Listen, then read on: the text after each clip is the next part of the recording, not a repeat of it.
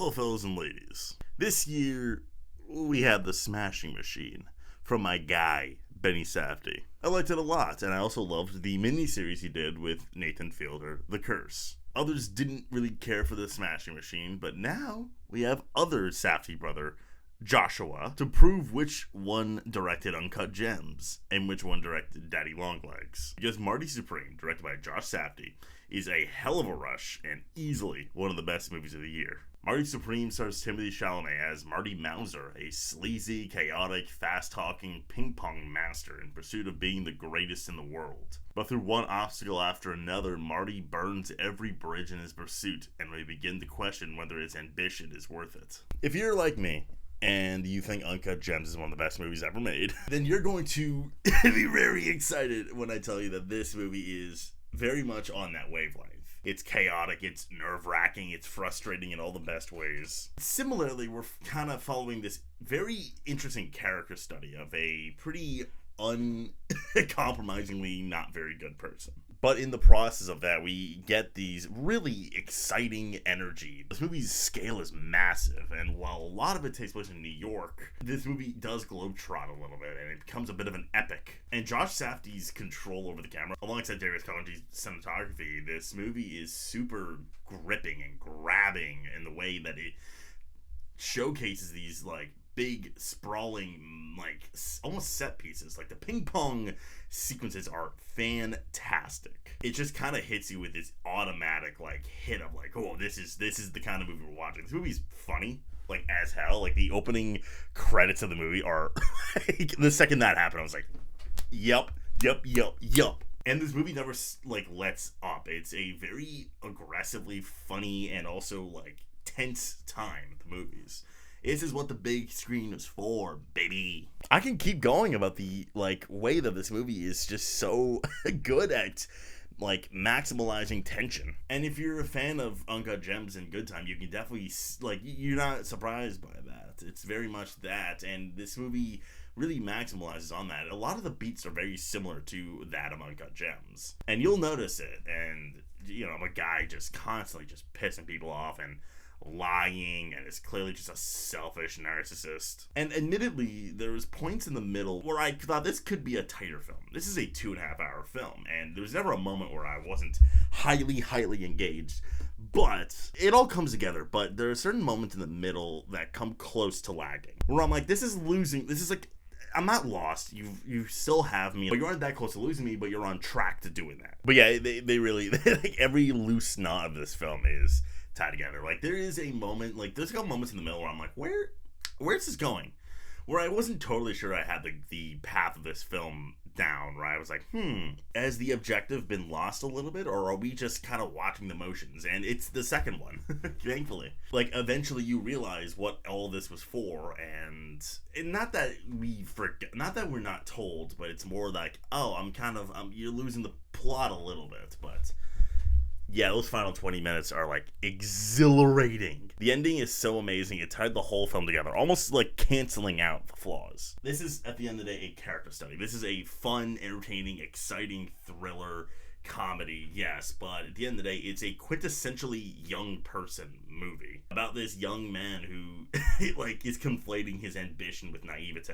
He's after, like Howard Ratner, Marty Mauser is after a success that only exists in his head. When all is said and done, this is a tragedy. You can definitely look at the ending and call it a happy ending, but at the end of the day, there is definitely an inherent tragedy in that. And yes, it is so exciting to watch. It is so, like, this movie is entertaining to a obscene degree. So much so that during the final 20 minutes, I didn't realize this, but I was gripping Amanda's knee so hard, like, too hard.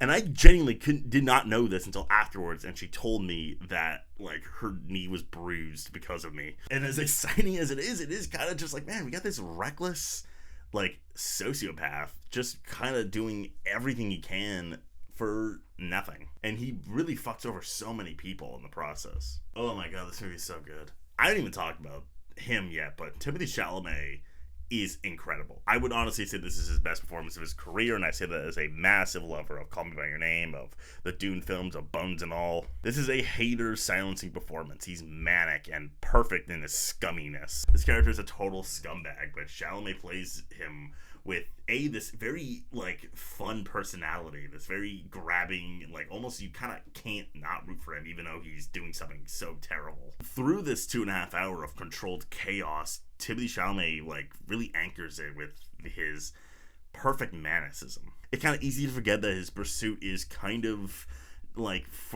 fraught because he sells it so well. The entire ensemble is pretty fantastic. Like most Safdie Brothers movies, Josh Safdie is doing a lot of stunt casting and just kind of plucking whoever he thinks works. Odessa Zion is definitely like the second standout outside of Chalamet, who like no one's topping Chalamet. It's that kind of performance, but Odessa Zion definitely gives an outstanding performance of someone else who just kind of is kind of naive and just kind of running along with Marty's like stupidity. Gwyneth Paltrow is also pretty fantastic. I wish I got a little more of her, but she is pretty fantastic and like kind of just getting sucked up by Marty's like, you know, zaniness. The entire movie has these like very interesting casting choices that just work. Like Tyler the Creator has a small role that really worked. He was really funny. Abel Ferrara is so like actually amazing and like intimidating. And then Kevin O'Leary, god fucking damn it, he's terrific. He plays the perfect asshole, which makes sense. It's Kevin O'Leary. But there's a line early in the movie when Kevin O'Leary goes, "I know when I smell bullshit." It's the way he says bullshit. I'm like, fuck, he's fantastic. He's fantastic. I can't lie. He's very good. This is such a thrill of a film. It is, yeah, the entire cast, even some performances like I forgot they were in this movie, that I went, oh fuck, they're great too. Like great casting all around. This is the easiest tight wire act you want to run through. It's so entertaining. It's so exciting to watch. The final 20 minutes are as exciting as can be. You're gonna hear the phrase, the ping pong movie. That sounds lame. And to that I say, you're fucking lame. This is truly like everything you want in a film. It's definitely aggressive and in your face and maybe even giving you feelings you don't want to feel, like frustration and like agony. Like, you're just like, dude, can this guy please just stop doing the things that he's doing? But the way it all comes together in this tragic way, Marty Supreme is truly like a fantastic film. Everything I wanted out of this movie, it gave me a plus. And as a young person, I couldn't help but relate to some of the like ambition of this young man being kind of like useless, kind of this guy not realizing that being great is not a career. And yeah, it's definitely a tragedy, but it comes together in a very effective way. Marty Supreme maybe could have been tighter,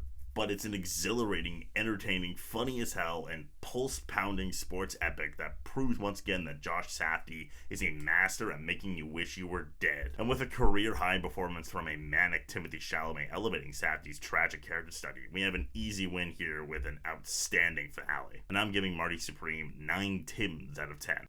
I honestly think that a rewatch will make it go to a 10. I think I was a little caught up in like how like a little loose towards the middle what it was. In the end, I was definitely like pretty enthralled by this film, and I think it really comes together so well in the end that I think it might end up being a 10. I'll be brief on Oscars because at this rate it's pretty clear this is a Best Picture lock. I will be posting this at the time of embargo, so you know, we'll see how that turns out, but I could see this like not being in the high 90s and like maybe, but like it's gonna get in. Just trust the process. Just trust the process. Timothée Chalamet is gonna win.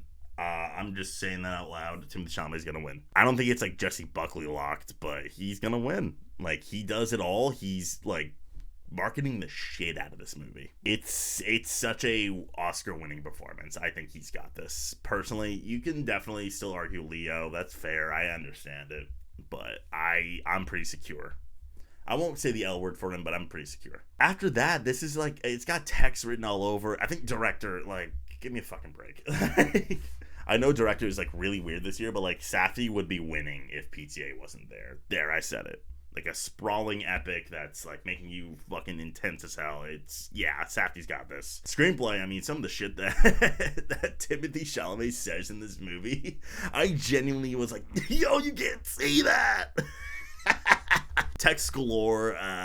There's not a lot of text it won't get. Like, visual effects it's never gonna get. Like, the score, One Tricks Point Never score is pretty insane. I think that's gonna happen. The real conversation kind of comes in supporting actress. Odessa Zion does the most. Gwyneth Paltrow maybe does just enough. I don't know who the fuck Odessa Zion is. I know she's in that Rachel Sennett show, but that's, like, clearly that's not enough to, like, make her known. And Gwyneth Paltrow, I mean, everyone knows who Gwyneth Paltrow is.